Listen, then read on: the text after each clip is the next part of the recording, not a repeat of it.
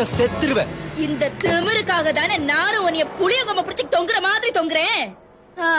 வாங்க ஐத்தே மாமே, ஆசையோட வந்தா உங்க மகன் பேசுற பேச்ச கேட்டியல்ல? ஏன் மாமா கல்யாணத்தை 2 நாள்ல வச்சுக்கிட்டு ஏன் இப்படி மெத்தனமா இருக்க? நடக்காதத நான் எப்பவுமே யோசிச்சது இல்ல. கல்யாணத்தை நடத்தாம நான் விட போறது இல்ல. போடி. ஏய் போடி. ஏய் போடி. நீ ஏடி போட்டு பேசி என்ன பொண்டாட்டி ஆகிட்டிய மாமா. சிப்ப புருஷன் சொன்னா கேட்கணும், கேட்டுக்கிறேன். நாளைக்கு வியாழக்கிழமை, நாளைக்கு வெள்ளிக்கிழமை.